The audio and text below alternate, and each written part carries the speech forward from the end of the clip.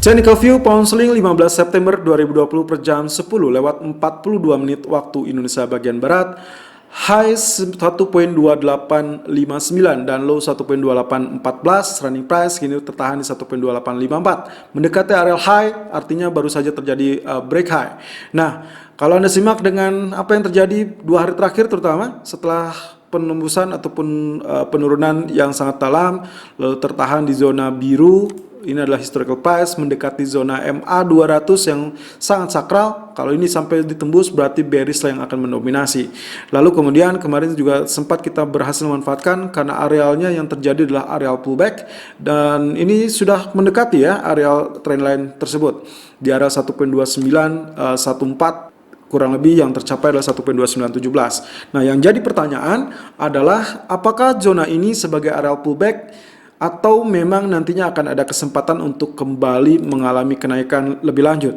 Nah, dengan catatan jika memang ini ternyata berhasil ditembus kembali, maka kita akan melihat pola bullish kembali mendominasi. Tapi kalau ternyata ini masih cukup efektif, maka kemungkinan potensinya kita akan melanjutkan melihat pola penurunan yang sangat saya khawatirkan adalah menembus area MA 200. But anyway, berita bagusnya adalah apa yang terjadi di belahan Inggris, kurang lebih dengan perjanjian ataupun kesepakatan dagang antara Inggris dan Jepang sebetulnya adalah sisi positif, termasuk juga lebih kepada outlook dari BOE di hari Kamis nanti yang memberikan kepastian ataupun bahkan harapan terhadap program easing ataupun monetary easing yang dilakukan oleh BOE.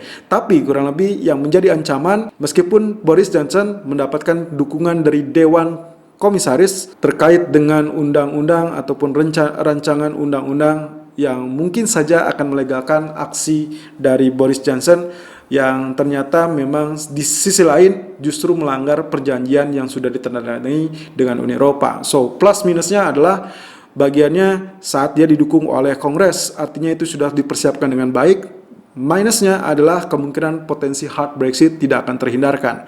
So, prepare kalau misalkan ini tidak kuat untuk mengalami kenaikan atau bahkan tembus 1.2917, saya khawatirkan ini akan terjadi collapse kembali dan harap perhatikan MA 200 kini berada di area 1.2739. Di grafik H4 kurang lebih area penaikan juga akan harus menantang areal trendline tersebut. But anyway, hitungan kemarin yang saya lakukan adalah ini wave 1, 2, 3, 4, 5. Sedangkan yang akan kita saksikan adalah proses dari wave ABC, di mana pola wave A kemarin sudah berhasil sangat baik, termasuk juga pola wave B yang sempat terkoreksi tadi pagi.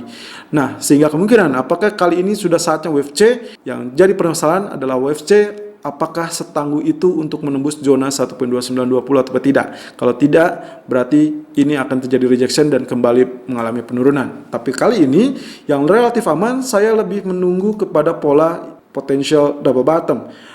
Dengan bottom yang kemungkinan paling ideal berada di kisaran 1.2780 ataupun 1.2796. Anda silakan lakukan buy on dip di area tersebut dengan target pertama adalah 1.2836 dan target kedua adalah 1.2906 dengan asumsi ini adalah bagian neckline yang juga berhimpitan dengan area trendline tersebut.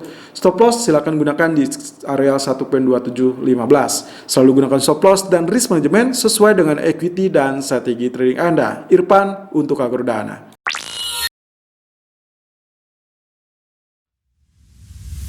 Technical View Euro USD 15 September 2020 per jam 10 lewat 46 menit waktu Indonesia bagian Barat. High 1.1889, low 1.1858 dan running price kini bertahan 1.1888. Juga sama mengalami kenaikan yang sangat fantastis meskipun dengan range yang tercatat hingga pagi ini masih sekitar 30 poin.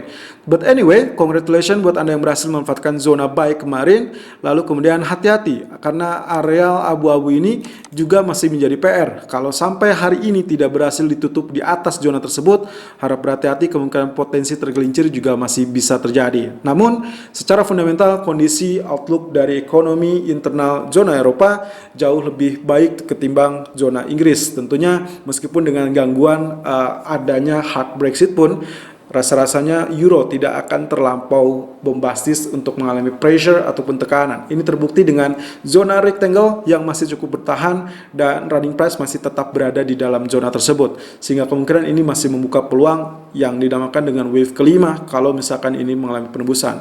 Kita lihat apakah wave kelima akan terjadi apa tidak.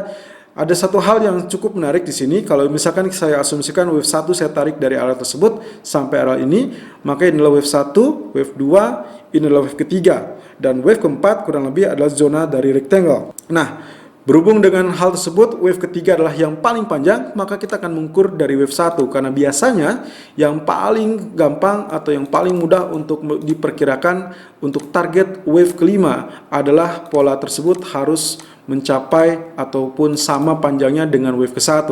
Kalau saya asumsikan inilah wave ke-1, kita lihat apakah memang betul wave ketiga itu sudah panjang atau lebih panjang apa tidak. Ternyata betul, kalau kita tarik dari sini maka ini lebih panjang atau paling panjang. Artinya lagi berarti kalau demikian saya mendapatkan target untuk wave kelima adalah sepanjang dari wave ke-1 dan saya dapatkan zona 1.2406. So, untuk Anda yang memanfaatkan zona tersebut, harap berhati-hati karena apapun bisa terjadi, tapi kurang lebih perspektif dari ECB sendiri yang kecenderungannya tidak terlampau mempermasalahkan dari penguatan Euro USD, maka potensinya masih bisa mengalami kenaikan seperti demikian. Nah, kemudian yang kita lihat dari grafik H4, zona sideways yang cukup pelik, nampaknya juga perlahan tapi pasti dia mengalami kenaikan. Tapi lagi-lagi saya ingatkan PR kita masih ada di area 1.2896. Kalau ini berhasil dilewati, maka bukan mustahil kita akan segera menemukan kembali zona 1.19 atau bahkan zona 1.20. Untuk kali ini Euro USD, rekomendasi saya adalah melakukan buy on dip di kisaran 1.1827 ataupun 1.1835. Meskipun dia sedang mengalami kenaikan, saya rasa masih ada kesempatan ataupun peluang untuk dia terkoreksi terlebih dahulu sebelum melanjutkan kenaikan selanjutnya. Target pertama adalah 1.1880 dan target kedua adalah 1.1935 dengan stop loss di area 1.1765. Selalu gunakan stop loss dan risk management sesuai dengan equity dan strategi trading Anda. Irfan untuk Agrodana.